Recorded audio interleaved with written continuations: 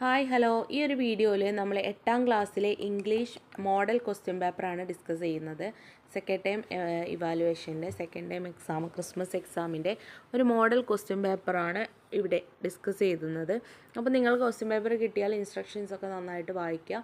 First question 1 to 4 read the passage carefully and answer the questions that follow. അല്ലേ, ഒരു paragraph തരും, അതുമായി ബന്ധപ്പെട്ടുള്ള ക്വസ്റ്റ്യൻസ് ഉണ്ടാകും. അപ്പോൾ ആ പാരഗ്രാഫിൽ തന്നെ നിങ്ങൾക്ക് ഉത്തരം കണ്ടെത്താൻ കഴിയും. അപ്പോൾ എന്ത് ചെയ്യണം? ആദ്യം പാരഗ്രാഫ് നന്നായിട്ട് വായിക്കുക. ഇവിടെ കൊടുത്തിട്ടുള്ള പാരഗ്രാഫോ, I want to work at my picture he said and went into the field.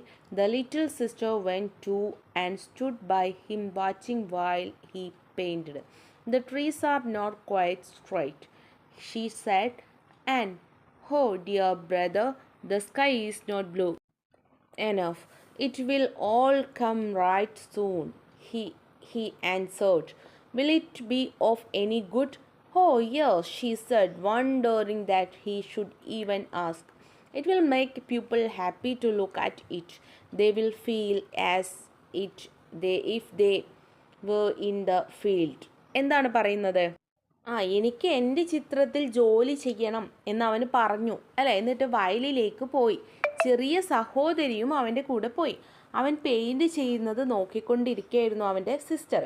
മരങ്ങൾ നേരെയല്ല, അവൾ പറയാണ്, ഓ പ്രിയ സഹോദര, ആകാശത്തിന് വേണ്ടത്ര നീലയില്ല, എല്ലാം ഉടൻ ശരിയാകും. അപ്പോൾ അവന് മറുപടി പറയണം, എല്ലാം പെട്ടെന്ന് ശരിയാകും, ഇത് എന്തെങ്കിലും ഗുണം ചെയ്യുമോ?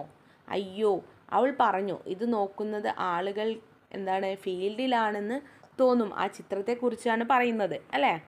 ഇനി ഇതിൽ നിന്നും ചോദ്യം, who are the two character mention in this passage. ഈ പാസേജിൽ മെൻഷൻ ചെയ്യുന്ന ക്യാരക്ടേഴ്സ് ആരൊക്കെയാണ്? ബ്രദർ ആൻഡ് സിസ്റ്റർ ആണ്, അല്ലേ. What is the little sister doing while her brother painted. എന്താണ് ചെയ്തിരുന്നത്? വാച്ചിങ് വൈൽ ഹി പെയിൻറ്റഡ്, അല്ല, അവന് പെയിൻറ്റ് ചെയ്യുന്നത് കണ്ടുകൊണ്ടിരിക്കുകയായിരുന്നു.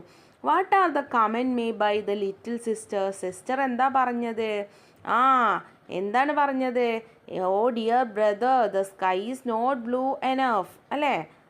എന്താണ്, ആകാശത്തിന് നീലയില്ല എന്ന് പറഞ്ഞു, അല്ലേ.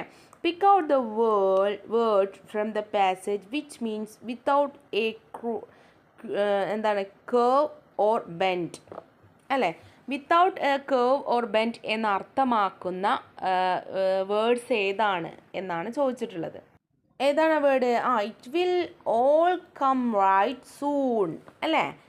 ആ വേർഡാണ്. ഇനി അടുത്ത ക്വസ്റ്റ്യൻ എന്താണ്?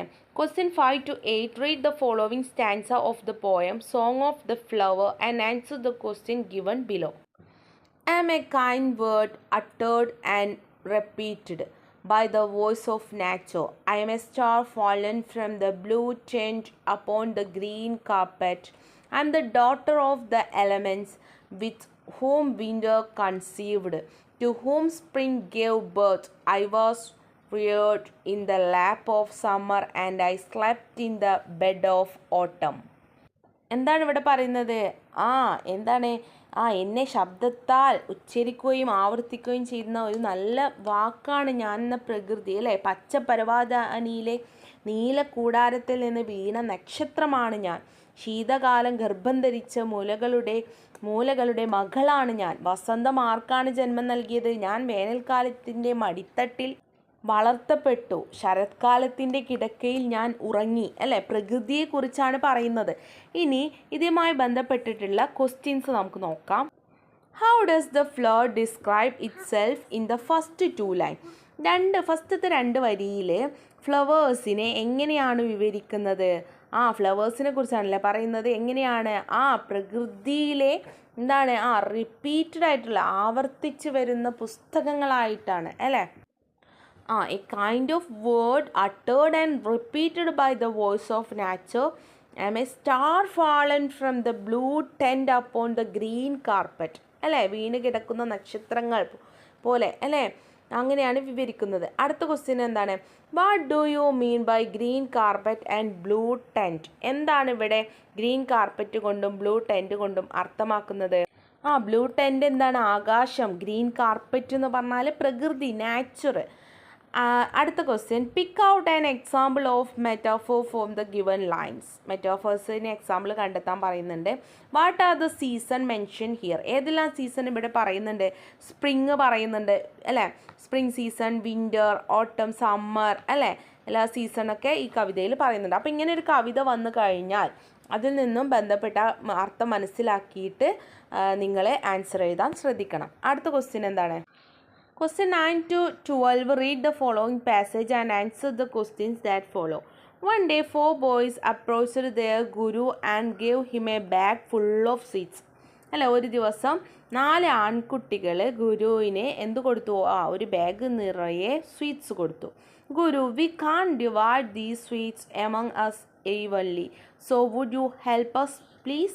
Guru asked, do you want God's way of distribution or man's way? God's way, the children answered.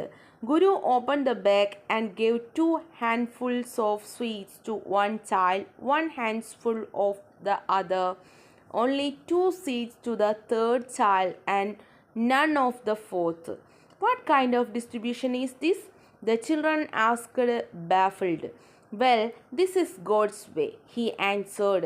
He gives some people a lot, some people a little, and nothing to others. If you had asked for man's way, I would have given the same amount to everybody. ഇവിടെ എന്താണ്? ഗുരു ഒരു ദിവസം 4 ആൺകുട്ടികൾ അവരുടെ ഗുരുവിനെ സമീപിച്ചിട്ട് ഒരു bag നിറയെ മധുര പലഹാരങ്ങൾ നൽകി. എന്നിട്ട് ഗുരുവോട് പറഞ്ഞു, ഈ മധുര പലഹാരങ്ങൾ നമുക്ക് തുല്യമായിട്ട് വിഭജിക്കാൻ കഴിയില്ല, അതിനാൽ നിങ്ങൾ ഞങ്ങളെ സഹായിക്കുമോ എന്ന് ചോദിച്ചു. ഗുരു പറഞ്ഞു, ദൈവത്തിൻ്റെ വിതരണ രീതിയാണോ അതോ മനുഷ്യൻ്റെ വഴിയാണോ നിങ്ങൾക്ക് ഇത് വേണ്ടത്? ദൈവത്തിൻ്റെ വഴിയാണ് വേണ്ടതെന്ന് കുട്ടികൾ പറഞ്ഞു. ഗുരു ബാഗ് തുറന്ന് ഒരു കുട്ടിക്ക് 2 പിടി പലഹാരം കൊടുത്തു, ഒരു കുട്ടിക്ക് 1 പിടി കൊടുത്തു, 3ാമത്തെ കുട്ടിക്ക് 2 മധുര പലഹാരങ്ങൾ കൊടുത്തു, 4ാമത്തെ കുട്ടിക്ക് ഒന്നും നൽകിയില്ല. ഇത് എന്ത് തരം വിതരണമാണ് എന്ന് കുട്ടികൾ അമ്പരപ്പോടെ ചോദിച്ചു. ശരി, ഇതാണ് ദൈവത്തിൻ്റെ വഴി, അവൻ മറുപടി പറഞ്ഞു. ഗുരു പറഞ്ഞു, അവൻ ചിലർക്ക് ധാരാളം നൽകുന്നു, ചിലർക്ക് കുറച്ച്, മറ്റുള്ളവർക്ക് ഒന്നുമില്ല. നിങ്ങൾക്ക് മനുഷ്യൻ്റെ വഴി ചോദിച്ചിരുന്നെങ്കിൽ ഞാൻ എല്ലാവർക്കും ഒരേ തുക നൽകുമായിരുന്നു എന്ന് ഗുരു പറഞ്ഞു. ഇനി ഇതുമായി ബന്ധപ്പെട്ടിട്ടുള്ള ചോദ്യങ്ങൾ നമുക്ക് നോക്കാം. Why did the children approach the Guru? Childrens എന്തിനാണ് ഗുരുവിൻ്റെ അടുത്തേക്ക് പോയത്? Children want to share the sweets അല്ലേ. ഇനി what were the 2 way of distribution suggested by the Guru? God's way or people's way അല്ലേ, God's way or man's way അല്ലേ. ഇനി 11th question, how did the Guru distribute the sweet among the children?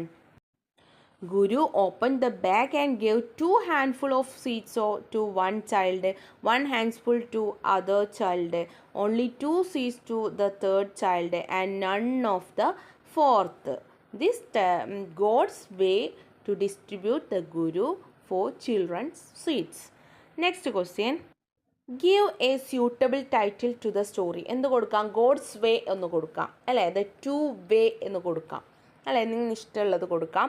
ഇനി അടുത്ത ക്വസ്റ്റ്യന്, question 13, prepare a profile of Khalil Gibran using the following hints. അല്ല, easy അല്ലേ? നിങ്ങൾ ഒരുപാട് പ്രൊഫൈൽ ഇപ്പോൾ നിങ്ങൾ വികസിപ്പിച്ചെഴുതൽ പഠിച്ചിട്ടുണ്ടാവും ഓരോ പാഠഭാഗവുമായി ബന്ധപ്പെട്ടിട്ട്. അപ്പോൾ ഹിൻറ്റ്സ് തന്നാൽ അത് നിങ്ങൾ വാസും വേറും ഒക്കെ ചേർത്തിട്ട് ഈസി ആയിട്ട് എഴുതാവുന്നതേ ഉള്ളൂ. Question 14, the boy in the story the nightingale and the rose was very happy when he saw the red rose in his garden. അല്ലേ, ബോയിൻ്റെ സ്റ്റോറി നിങ്ങൾ പഠിച്ചില്ലേ, നൈറ്റിംഗൽ ആൻഡ് ദ റോസ് എന്നുള്ളത്. റോസ് ഗാർഡനിൽ റോസിനെ, റെഡ് റോസ് കണ്ടപ്പോൾ ഭയങ്കര ഹാപ്പിയായി. He expressed his feeling in his diary. അവൾ ഡയറി എഴുതുകയാണ്, അവളെ എക്സ്പ്രഷൻ, അവൻ്റെ എക്സ്പ്രഷൻ അവനെ അവൻ്റെ ഫീലിംഗ് ഡയറി ആയിട്ട് എഴുതാനാണ് പറഞ്ഞിട്ടുള്ളത്. അപ്പോൾ prepare the likely diary entry of the boy. അപ്പോൾ ഡയറി എഴുതുമ്പോൾ ശ്രദ്ധിക്കേണ്ട കാര്യങ്ങൾ നിങ്ങൾക്കറിയില്ലേ? ഡേറ്റ് എഴുതണം, ഡേ എഴുതണം, പിന്നെ നിങ്ങൾക്ക് അനുഭവപ്പെട്ട ആ കാര്യങ്ങൾ നിങ്ങളുടെ ഫീലിങ്സ് ആയിട്ട് ഏതെല്ലാം വേർഡ്സിലൂടെ നിങ്ങൾക്ക് മനോഹരമാക്കാൻ കഴിയും, അതുപോലെ നിങ്ങൾ ഡയറി എഴുതണം. അടുത്ത question 15th, the exhibition of the painting of the painter in the story The Light on the Hills gave him a new experience. He wrote a letter to his friend describing his experience. Prepare the likely letter. അപ്പോൾ letter എഴുതാനുള്ള ആ ഒരു ഘടന നിങ്ങൾ മനസ്സിലാക്കി വെക്കുക. First എന്താണ് നമ്മൾ അഭിസംബോധന ചെയ്യുക, എന്നിട്ട് പിന്നെ സുഖവിവരങ്ങൾ എഴുതുക, പിന്നെ നിങ്ങൾ എന്താണ് രണ്ടാമത്തെ ഖണ്ഡികയിലാണ് വിഷയം, നിങ്ങൾക്ക് എന്താണോ ഇവിടെ സബ്ജക്റ്റ് ചെയ്തിട്ടുള്ളത് ആ സബ്ജക്റ്റുമായിട്ടുള്ള ആ എക്സ്പീരിയൻസ് അവിടെ എഴുതുക, പിന്നെ നിങ്ങൾ കൺക്ലൂഷൻ കൊടുക്കുക. ആ ലെറ്ററിൻ്റെ ഫോമിൽ വേണം നിങ്ങൾ റൈറ്റ് ചെയ്യാൻ വേണ്ടിയിട്ട്. ഇവിടെ question 16 the events from the story A day in country are given below. Rearrange them in the order and occur the prepare A paragraph. അല്ലേ, അറേഞ്ച് ചെയ്ത് എഴുതാനാണ് പറഞ്ഞിട്ടുള്ളത്. അപ്പോൾ ഏത് പാഠഭാഗത്ത് നിന്നും നിങ്ങളിങ്ങനെ അറേഞ്ച് ചെയ്ത് വരാൻ പറഞ്ഞാൽ ആ പാഠഭാഗത്ത് നിങ്ങൾ എക്സാമിന് വരുന്ന പോർഷൻസിൻ്റെ പാഠഭാഗങ്ങളുടെ ഓരോ ആശയങ്ങളും ഓർഡറിലായിട്ട് മനസ്സിലാക്കി വെച്ച് പോവുക. ഇതൊക്കെ ഇമ്പോർട്ടൻ്റ് ആയിട്ടുള്ള ക്വസ്റ്റ്യൻസ് ആണ്. ഇതൊക്കെ വന്നാൽ എനിക്ക് ഈസി ആയിട്ട് മാർക്ക് സ്കോർ ചെയ്യാൻ കഴിയുന്ന ക്വസ്റ്റ്യൻസ് ആണ്. ഇനി ക്വസ്റ്റ്യൻ പേപ്പറിൻ്റെ ലാസ്റ്റ് സെക്ഷനിൽ വരുന്നത് ഗ്രാമറാണ്. അപ്പോൾ ഇതുവരെ നിങ്ങൾ ഒരുപാട് ഗ്രാമറായിട്ടുള്ള ക്വസ്റ്റ്യൻസൊക്കെ ഇതിൻ്റെ മുന്നത്തെ വീഡിയോയിലൊക്കെ നിങ്ങൾ പഠിച്ചിട്ടുണ്ടായിരിക്കും. അപ്പോൾ ആ ഒരു ഗ്രാമറൊക്കെ നന്നായിട്ട് പഠിച്ച് വെച്ചിട്ട് പോകണം നിങ്ങൾ എക്സാമിന് പോവാണ്. ഇതൊക്കെ ഇമ്പോർട്ടൻ്റ് ആയിട്ടുള്ള ക്വസ്റ്റ്യൻസ് ആണ് കേട്ടോ. ഇതൊക്കെ മനസ്സിലാക്കി ക്വസ്റ്റ്യൻസ് ഒക്കെ മനസ്സിലാക്കിയിട്ട് നിങ്ങൾ എക്സാമിന് പോവുക. അപ്പോൾ എല്ലാവർക്കും എല്ലാവിധ ആശംസകളും, മാർക്ക് ഫുള്ള് സ്കോർ ചെയ്യാൻ കഴിയട്ടെ. അടുത്ത വീഡിയോ ആയിട്ട് നമുക്ക് കാണാം. വീഡിയോ ലൈക്കും ഷെയറും കമൻറ്റും സബ്സ്ക്രൈബും ചെയ്യാൻ മറക്കരുത്. All the best.